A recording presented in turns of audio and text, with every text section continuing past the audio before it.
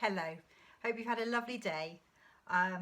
We are now on chapter 8 called The Pit, and I hope you don't mind, but I've got my coffee with me, so I've got my cup of coffee too.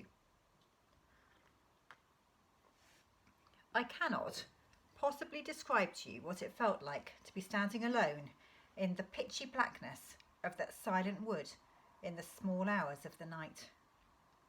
The sense of loneliness was overwhelming. The silence was as deep as death, and the only sounds that were the ones that I made myself. I tried to keep absolutely still for as long as possible to see if I could hear anything at all. I listened and listened. I held my breath and listened again. I had a queer feeling that the whole wood was listening with me. The trees and the bushes and the little animals hiding in the undergrowth and the birds roosting in the branches, all were listening. Even the silence was listening. Silence was listening to silence. I switched on the torch. A brilliant beam of light reached out ahead of me like a long white arm. That was better. Now, at any rate, I could see where I was going. The keepers would also see, but I didn't care about the keepers anymore. The only person I cared about was my father. I wanted him back. I kept the torch on and went deeper into the wood. "Dad!" I shouted. "Dad! It's Danny! Are you there?" I didn't know which direction I was going in. I just kept on walking and calling out, walking and calling. And each time I called, I would stop and listen. But no answer came. After a time, my voice began to go all trembly. I started to say silly things like, "Oh, Dad, please tell me where you are. Please answer me. Please, oh, please." And I knew that if I wasn't careful, the sheer hopelessness of it all would get the better of me and I would simply just give up and lie down under the trees. "Are you there, Dad? Are you there?" I shouted. "It's Danny." I stood still, listening, listening, listening. And in the silence that followed, I heard, or thought I heard, the faint, but oh so faint, sound of a human voice. I froze and kept listening. Yes, there it was again. I ran towards the sound. "Dad!" I shouted. "It's Danny, where are you?" I stopped again and listened. This time the answer came just loud enough for me to hear the words. "I'm here!" the voice cried out. "Over here!" It was him! I was so excited my legs began to get all shaky. "Where are you, Danny?" my father called out. "I'm here, Dad, I'm coming." With the beam of the torch shining ahead of me, I ran towards the voice. The trees were bigger here and spaced further apart. The ground was a carpet of brown leaves from last year and it was good to run on. I didn't call out any more after that. I simply dashed ahead of me. And all at once his voice was right in front of me. "Stop, Danny, stop!" he shouted. I stopped dead. I shone the torch over the ground. I couldn't see him. "Where are you, Dad?" "I'm down here." "Come forward, slowly, but be careful. Don't fall in." I crept forward. Then I saw the pit. I went to the edge of it and shone the light downwards, and there was my father. He was sitting on the floor of the pit, and he looked up into the light and said, "Hello, my marvellous darling. Thank you for coming." "Are you all right, Dad?" My ankle seems to be broken," he said. "It happened when I fell in." There's a picture there of his dad.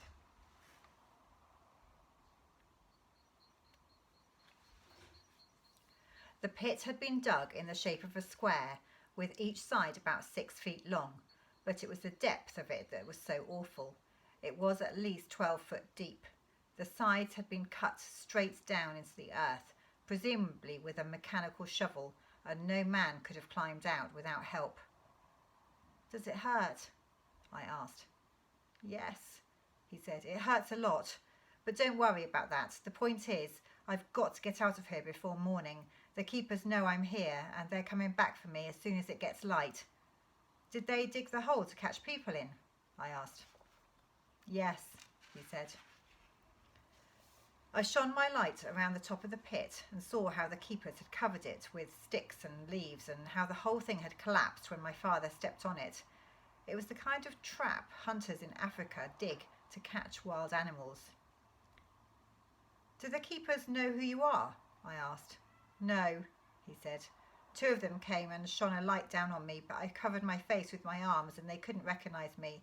I heard them trying to guess. They were guessing all sorts of names, but they didn't mention mine. Then one of them shouted, "We'll find out who you are right in the morning, my lad. And guess who's coming with us to fish you out?" I didn't answer. I didn't want them to hear my voice. "We'll tell you who's coming," he said. "Mr. Victor Hazel himself is coming with us to say hello to you." And the other one said, "Boy, I hate to think of what he's going to do to you when he gets his hand on you." They both laughed and then they went away. Ouch, my poor ankle. "Have the keepers gone, Dad?" "Yes," he said. "They've gone for the night." I was kneeling on the edge of the pit. I wanted so badly to go down and comfort him, but that would have been madness. "What time is it?" he said. "Shine the light down so I can see." I did as he asked. "It's 10 to 3, he said. I must be out of here by sunrise." "Dad," I said. "Yes?" "I bought the car. I came in the baby Austin." "You what?" he cried. "I wanted to get here as quickly as possible, so I drove it out of the workshop and came straight up here." He sat there staring at me. I kept the torch pointed to one side of him so as not to dazzle his eyes. "You mean you actually drove here in the baby Austin?" "Yes." "You're crazy," he said. "You're absolutely plumb crazy." "It wasn't difficult," I said. "You could have been killed," he said. "If anything had hit you in that little thing, you'd have been smashed to smithereens." "It went fine, Dad." "Where is it now?" "Just outside the wood on the bumpy track." His face was all puckered up with pain and as white as a sheet of paper. "Are you all right?" I asked. "Yes," he said, "I'm fine." He was shivering all over, though it was a warm night. "If we could get you out, I'm sure I could help you get back to the car," I said. "You could lean on me and hop on one leg." "I'll never get out of here without a ladder," he said. "Wouldn't a rope do?" I asked. "A rope? Yes," he said. "Of course a rope would do it. There's one in the baby Austin. It's under the back seat. Mr. Pratchett always carries a tow rope in case of a breakdown." "I'll get it," I said. "Wait there, Dad." I left him and I ran back the way I had come, shining the torch ahead of me. I found the car. I lifted up the back seat. The tow rope was there, tangled up with the jack and the wheel brace. I got it out and slung it over my shoulder. I wriggled through the hedge and ran back into the wood. "Where are you, Dad?" I called out. "Over here," he answered. With his voice to guide me, I had no trouble finding him this time. "I've got the rope," I said. "Good. Now tie one end of it to the nearest tree." Using the torch all of the time, I tied one end of the rope round the nearest tree. I lowered the other end down to my father in the pit. He grasped it with both hands and hauled himself up into a standing position. He stood only on his right leg. He kept his left foot off the ground by bending his knee. "Oh, jeepers," he said. "This hurts."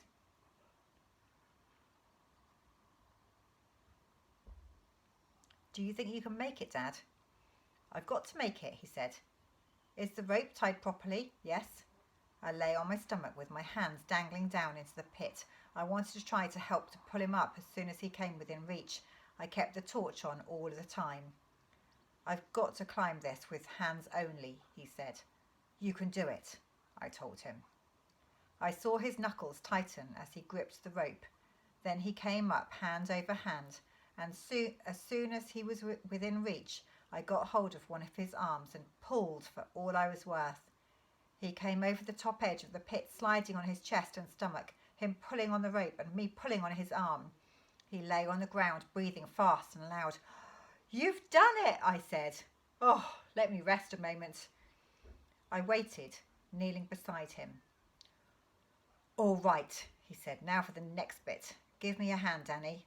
You'll have to do most of the work from now on."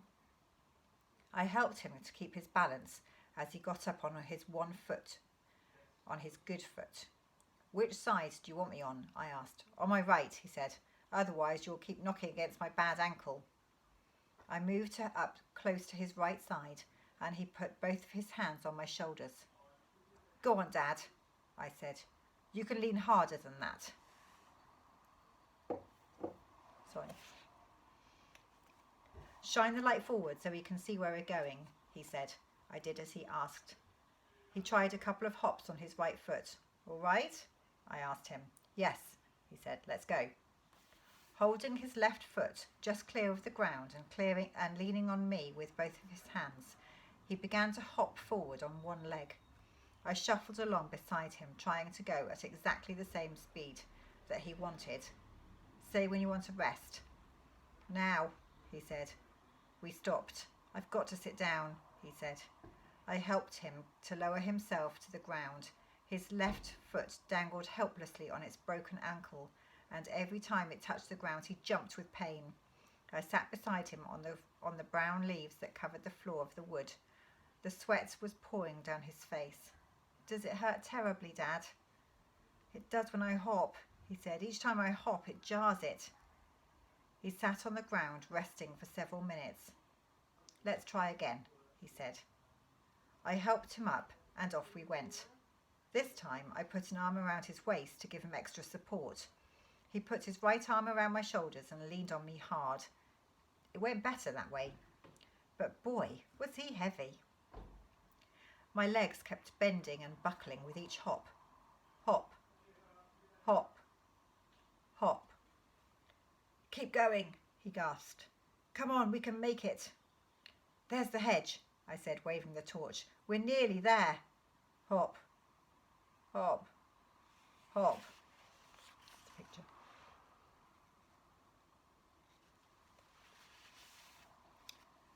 When we reached the hedge, my legs gave way and we both crashed to the ground. "I'm sorry," I said. "It's okay. Can you help me get through the hedge?" I'm not quite sure how he and I got through that hedge. He crawled a bit and I pulled a bit, and little by little we squeezed through and out the other side onto the track. The tiny car was only 10 yards away. We sat on the grassy bank under the hedge to get a breather. His watch said it was nearly 4 o'clock in the morning. The sun would not be up for another 2 hours, so we had plenty of time. "Shall I drive?" I asked. "You'll have to," he said. "I've only got one foot." I helped him to hop over to the car, and after a bit of a struggle he managed to get in. His left leg was doubled underneath his right leg, and the whole thing must have been agony for him. I got into the driver's seat beside him. "The rope," I said. "We left it behind." "Forget it," he said. "It doesn't matter." I started the motor and switched on the headlamps. I backed the car and turned it round, and soon we were heading down the hill onto the bumpy track. "Go slowly, Danny," my father said. "It hurts like crazy over the bumps." He had one hand on the wheel, helping to guide the car. We reached the bottom of the track and turned on the road. "You're doing fine," he said. "Keep going." Now that we were on the main road, I changed into second gear. "Rev her up a bit and go into third," he said. "Do you want me to help you?" "I think I can do it," I said. I changed into third gear. With my father's hand on the wheel, I had no fear of hitting the hedge or anything else, so I pressed down hard on the accelerator. The speedometer needle crept up to 40. Something big with headlamps blazing came rushing towards us. "I'll take the wheel," my father said. "Let's go of it completely." He kept the little car close in to the side of the road as a huge milk lorry rushed past us. That was the only thing that we met on the way home. As we approached the filling station, my father said, "I'll have to go to hospital for this. It must be set properly and then put into plaster." "How long will you be in hospital?" "Don't worry, I'll be home before evening." "Will you be able to walk?" "Yes. They fix a metal thing into the plaster. It sticks out underneath your foot. I'll be able to walk on that." "Should we go to hospital now?" "No," he said. "I'll just lie down on the floor of the workshop and wait till it's time to call Dr. Spencer. He'll arrange everything."